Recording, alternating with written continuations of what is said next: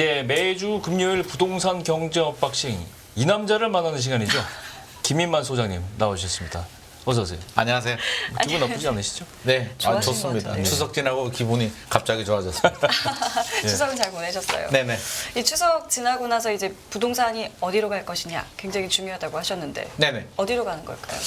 추석 지나고 반응이 뜨뜻미지근한 것 같습니다. 이게 큰 폭의 변동, 오르거나 내리거나 하는 분위기는 아닌 것 같고요. 추석 이전 분위기가 아마 이어지는 거 아닌가 싶습니다. 변수로 따지면 금리하고 전세하고 부동산 정책을 꼽을 수가 있는데 전세 시장은 아파트 시장은 뭐 지금 회복세를 보이고 있고요. 더 이상 역전세 얘기 안 나옵니다. 네. 근데 빌라 오피스텔은 조금 다른 시장입니다. 여전히 깡통 전세 우려, 최근에 전세 사기가 또 다시 커지고 있다 이런 뉴스들이 나오기 네네. 때문에 좀 구분해서 봐야 될 것 같고요. 예. 부동산 정책 같은 경우는 뭐 제 생각에는 내년 4월 총선을 앞두고 규제를 푼다 또는 강한 규제를 한다 이 두 가지 양극단은 나오지 않을 것 같고요. 예. 지역별로 뭐 GTX 같은 뭐 개발 호재들이 나오거나 대출은 지금 죄고 있잖아요. 50년 만기 상품 없애고 특례 보금자리도 우대행은 내년 1월부터 없어집니다. 예. 이런 부분 그러니까 돈줄은 쬐면서 조금씩 관리하는 모드로 가고 있습니다. 가장 변수가 금리인데요. 네. 한국은행은 뭐 동결로 가려고 합니다. 동결로 갈 것 같은데 지금 미국이라든지 이렇게 상황을 보면 심상치 않아요 지금. 심상치 않아요. 부채 금리도 그렇고 자금 유출 가능성도 있어서 지금 우리나라 한국은행하고 기준금리가 2%포인트 정도 벌어져 있는데 상당히 벌어졌는데 여기서 미국 시장이 어떤 변화가 생겨서 요동을 치게 되면 또 모르겠습니다. 금리가 또 올라갈 수도 있고 올라간다면 너무 벌어져 있어요 지금. 맞습니다. 올라간다면 우리 예측과 다르게 또 다른 양상으로 또 하락으로 전환될 수도 있기 때문에 일단 시장 상황은 좀 더 예의주시를 해야 될 것 같습니다. 일단 당국에서 부동산 당국에서 추석 전에 이제 공급 대책 나왔잖아요. 네네, 맞습니다. 이거 한번 요약 좀 해주세요. 공급 대책이 나왔는데요. 9.16 대책입니다. 굉장히 대책 발표 전에도 국토부 장관께서도 막 대단하게 나올 것처럼 막 네. 말씀을 하셨는데 네. 뚜껑을 딱 열어봤는데요. 일단 쉽게 제가 설명을 드리면 두 가지로 나눌 수가 있습니다. 지금 아마 CG가 보일 텐데요. 네. 공공 물량 많이 늘려주겠다.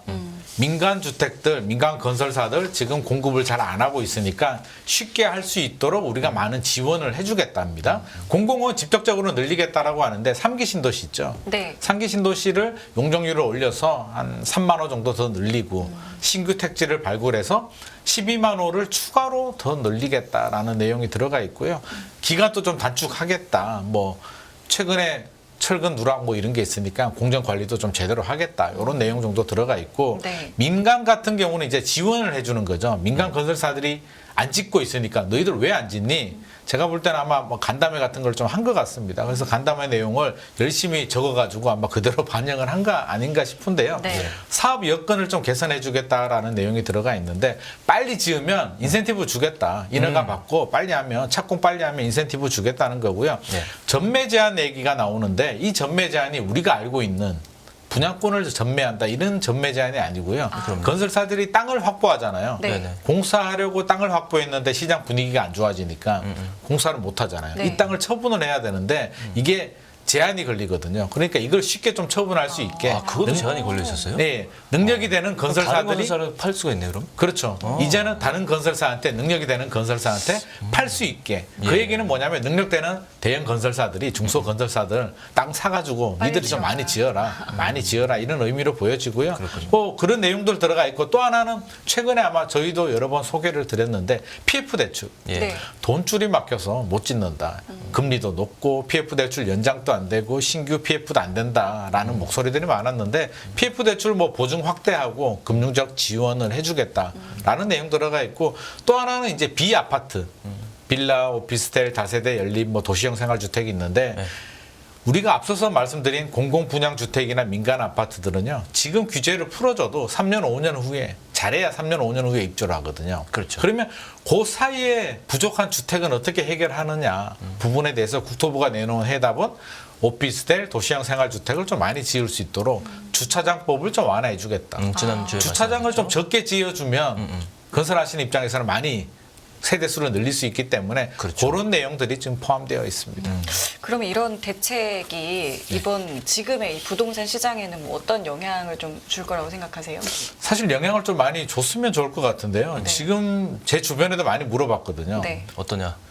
다들 관심이 없더라고요. 좀 뜨뜻미지근한 것 같아요. 네, 뜨뜻미지근해요. 이게 왜 그러냐고 보면 이제 네. 대책의 효과는 크게 이제 두 가지로 좀 구분할 수가 있는데 실질 효과와 심리 효과를 좀 나눠야 되는데 예. 실질 효과는 지금 발표된 내용이 지금 입주 물량으로 연결되지 않습니다. 아, 그쵸. 3년, 5년 후 얘기예요. 미래 이야기니까. 이 대책이 왜 나왔냐면 시장에서 인허가 물량이 줄어드니까 앞으로 공급 물량 많이 나오지 부족하다. 공급이 부족하면 집값 오르지 않느냐라는 논리거든요. 예. 그 논리를 차단하기 위해서 대책을 발표했는데 아하. 역시나 5년 후 얘기예요. 그 지금도 아니고 5년 후 얘기를 가지고 5년 후 어떻게 될지도 모르겠는데 지금 사실 공감이 잘 안 되는 부분이고 대책 내용을 보면은요 공급자 대책입니다. 앞서서 제가 설명드리긴 했는데 아마 시청자분들도 이게 무슨 소리야 할 겁니다. PF 대출 내가 받을 일도 없고 뭐 주차장법 나하고 전혀 상관도 없고 뭐 12만 원 느낌이 안 오시죠. 12만 원가 도대체 얼마나 되는 숫자인지도 잘 모르겠고. 그거 가지고 되겠냐는 생각도 듭니다. 그렇죠. 그러면 구체적으로 직관적이고 구체적으로 어디에 뭐 연합뉴스 옆에 땅에 뭐 이렇게 짓겠다 이렇게 나오면 관심을 가질 텐데 사실 그런 내용도 없단 말입니다. 그러면 결국에는 심리적 안정 효과를 줘야 되는데 심리적 안정 효과도 사실은 좀 부족한 부분이 있고 시기도 추석이 터닝포인트 역할을 해주니까 추석 전에 딱 발표를 해서 네네. 민심을 잡겠다라는 의도였는데 하필이면 발표 날에 또 야당 대표 또 정치적 이슈까지 있어가지고 그렇죠. 사실은 관심을 못 받았습니다. 그래서 사실 정부가 원하는 대책 효과를 얻기는 좀 어려울 것 같습니다. 그렇군요. 요즘 근데 경매 매물이 늘어나고 있다는데 주로 이거 경매 대행해주는 에이전시들 보면 굉장히 뭐 매물이 많이 거기에 올라오고 네네. 활발하게 거래가 되고 있다는 얘기인데 네네. 보통 이제 뭐 청약시장 분위기 좋아지고 시장 바닥 치면은 경매 시장은 좀 관심이 꺼져야 되는 거잖아요. 맞습니다. 근데 이게 다시 살아나는 이 배경이 경매 물량이 좀 늘어나고 있어요. 최근에 보면 9월 아파트 임의 경매 건수가 1,439건으로 네. 8월보다 5.6% 늘어났는데요. 이게 담보권 실현 경매, 우리가 임의 경매라고 하는데 예. 이게 무슨 말이냐면 돈 빌리고 이자를 못 내거나 돈을 상환하지 못해. 네. 아니면 전세금을 반환하지 못해가지고 세입자가 경매를 넘기거나 네. 이렇게 못 받은 돈을 경매에 넘기는 경매가 늘어났다는 거거든요. 네. 우리가 일반적으로 경매는 지금 이벤트는 발생을 하지만 한 8개월 전에 문제가 생긴 겁니다. 그래서 그 뭐 소송하고 여러 가지 절차를 지냈기 때문에 그렇죠. 8개월 전으로 돌아가 보면 분위기 안 좋았잖아요.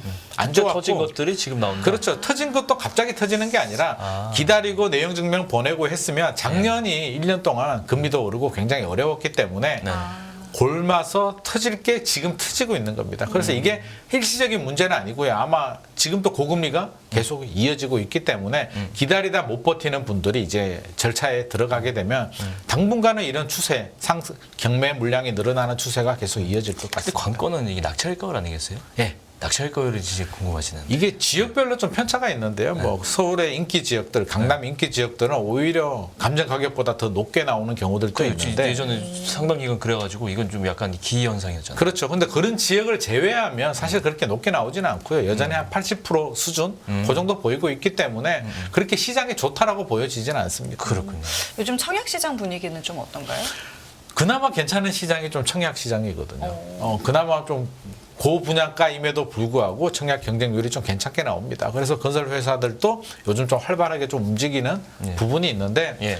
특징이 이제 계약금 10%만 내고요. 3년 후에 입주하잖아요. 네. 네. 그리고 분양가도 확정 분양가예요. 그러면 지금 분양가가 3년 후까지 그대로 동결이 된단 말입니다. 그쵸. 고정금리처럼. 네. 근데 최근에 물가 많이 오르잖아요. 인건비. 그러니까 사람들이 그렇게 생각하죠. 지금 사면 3년 후에는 올라가 있지 않을까. 그리고 앞서서 말씀드린 입주 물량이 또 부족하니까 지금 들어가는 게 좋겠다라는 판단에서 사람들이 많이 들어오고 있습니다. 그래서 청약 시장은 그나마 분위기가 괜찮은데 제가 걱정되는 건 이제 전체적인 장이 매매 시장은 지금 거의 보합세로 이제 돌아선 상황이고요. 네. 크게 올라가지 않습니다. 여기서 박스권에 갇혀 있기 때문에 청약 시장 분위기가 언제까지 계속 이 열기가 남아 있을지는 좀 지켜봐야 될 것 같습니다. 이번 코너의 하이라이트 10월에 눈여겨볼 만한 분양지 어디가 있을까요? 10월에 이제 민간, 공공 좀 나눠서 봐야 되는데요. 네. 일단 분양 물량이 많습니다. 10월에 전국이 47,829가구. 예. 작년 동기 10월 대비 29% 정도 늘어났고요. 경기도가 많아요. 21,405가구, 서울이 10,000가구 정도 있는데 일단 물량을 보면 강남 쪽에 우리가 관심이 많은데 강남은 좀 미루는 분위기예요. 강남에 우리 뭐 메이플 자이, 원 펜타스, 뭐 네네. 반포 쪽에 네. 대장주들이 있는데 아무래도 제 생각에는 가격을 좀 더 올리기 위해서 지금 시장 분위기 봐서 들어오겠다. 분위기 봐서 좀 더 올려서 하겠다라는 입장인 것 같고요. 예. 강남을 제외하면 이문 3구역이죠. 이문동 아이파크 자이 관심 가져볼 만하고요. 세대 수가 큽니다. 4,300세대 정도 되고요. 일반 분양 물량도 일반 꽤 분양도 되네요. 1,600세대 정도 나오니까 예. 충분히 관심 가져봐야 되고 분양가도 그렇게 높게 나올 것 같지는 않습니다. 그래서 관심 가져야 되고 용답동에도 청계 리버뷰 자이가 있고요. 천호동에도 프레스티지 아파트들이 나오니까 관심 가져야 되고 경기도에서는 의정부에 네. 이게 미군 부대거든요. 캠프 라가디아.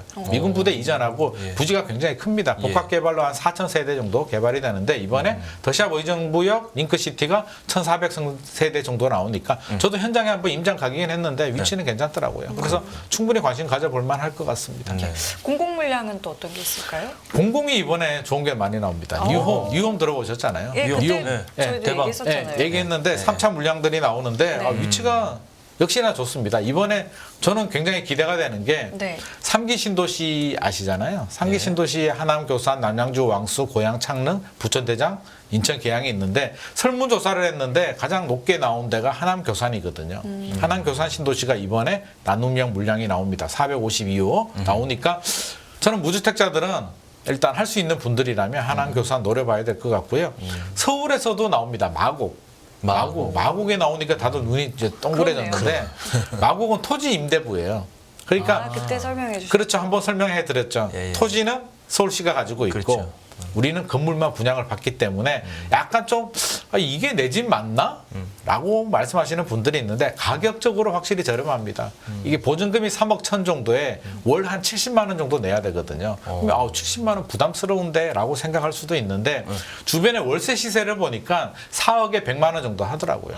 그러면 월세보다 저렴한데 그러네요. 건물은 내 거기 때문에 나중에 장기적으로 우상향하고 집값이 회복을 하면 또 건물 가격은 올라가기 때문에 그래도 관심 가져볼 지상권 권리를 가지고 있다 이렇게 표현하면 되지 않을까요? 그거 비슷합니다. 지상권 권리를 영구무한적으로 그러네, 지상권 권리를 영구적으로. 가지고 있다라고 보여지죠. 그러면 뭐 그렇게 이상한 것도 아닌데 죠. 땅만 내 땅이 아닌데 장점이 그러니까 저렴한 거죠. 이게 땅까지 분양을 받으면 한 7억 정도, 7, 8억 정도 분양가를 내야 되는데 3억 내고 월 70만 원은 우리 대출이자 낸다고 생각하면 되니까 그렇죠. 사실 그렇게 나쁘게 생각할 필요는 없고 저는 충분히 경쟁력이 있을 것 같습니다. 그렇군요. 6월에 그때 보니까 동작구 수방사가 맞습니다. 유명했었어요. 동작구 수방사 있었던 게 그때 이제 히트 2차 물량이고요. 2차 물량이 히트쳤죠. 이번에 이제 3차 물량. 그때는 가격이 좀 낮아서 네. 인기가 많이 확 주목을 받았는데 지금도 가격 낮습니다. 이게 그래요. 하남 교산 같은 경우도 한 30% 저렴하게 나왔고요. 제가 하남 교산만 말씀드려서 그러는데 나머지 지역들도 많이 있습니다. 인천 계양 3기 신도시도 있고요. 네. 안산 장상도 있고 뭐 전반적으로 구리 갈매도 있고요. 군포 대한미도 있는데 제일 좋은 거는요. 자기 거주하는 지역들 있잖아요. 네. 군포에 계시는 분들은 군포시에 청약하시는 게 가장 좋습니다. 당첨 확률이 지역 거주자 30% 우선 배정이 되기 때문에 네. 다른 지역들 남의 떡에 너무 침 흘리지 마시고요. 자기 지역 위주로 하시고 그 지역이 아닌 분들은 제가 말씀드린 뭐 하남 교산이라든지 좀 인기 있는 지역 위주로 청약하시는 전략이 좋을 것 같습니다. 이것도 여쭤볼게요. 판교에 네. 공과세대 분양을 한다라고 네. 하는데 저는 사실 처음 들어봤거든요. 이게 처음 들어봤죠? 네네. 이게 어떤 건가요? 공과세대가 뭐냐면 이게 분양 전환 아파트라고 들어보셨죠? 임대로 살다가 특정 네네. 기간이 되면 이제 내 집으로 분양을 받을 수가 있는데 그런 사례도 종종 있죠. 많죠. 이게 주변 시세보다 저렴하게 분양 전환을 해주거든요. 무조건 유리한데 계약을 안 하시는 분들이 있습니다. 왜 안 하냐면 판교 처음 분양할 때 분양가가 뭐 3억, 4억 뭐 이렇게 분양을 했단 말입니다. 시간이 지나니까 가격이 올라가니까 주변 시세보다 저렴하게 해도 그 자체가 부담스러운 거예요. 그럴 수 있죠. 그래서 지금 포기 물량들이 나옵니다. 포기하니까 명도하고 내보내고 남은 집에 대해서 지금 LH가 분양을 하는데 위치가 좋아요. 판교 보뜰마을 3단지. 이게 새 아파트가 아니라 이미 2006년, 2008년도에 지은 아파트입니다. 기존 아파트를 지금 이제 내 집 마련하는 건데 시세가 저렴해요.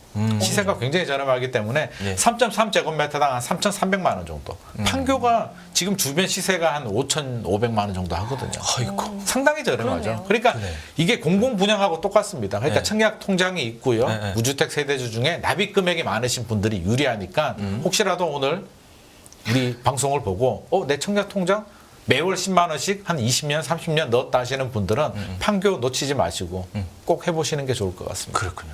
알겠습니다. 자, 이번 주도 김인만 소장님과 함께했습니다. 고맙습니다. 고맙습니다. 네, 깊이가 다른 경제 뉴스 연합뉴스 경제TV 경제 언박싱 오늘 여기서 마무리하겠습니다. 네, 시청해주신 여러분 감사드리고요. 저희는 다음 주에 다시 찾아뵙겠습니다. 지금까지 김경훈, 성희미였습니다. 고맙습니다. 고맙습니다.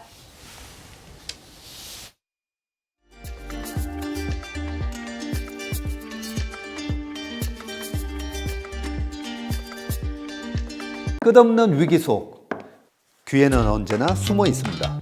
성공한 투자 고수들과 나눈 투자의 철학. 다가올 기회를 잡아내는 부의 만찬으로 여러분을 초대합니다. 푸짐하게 한 상 차려놓았습니다.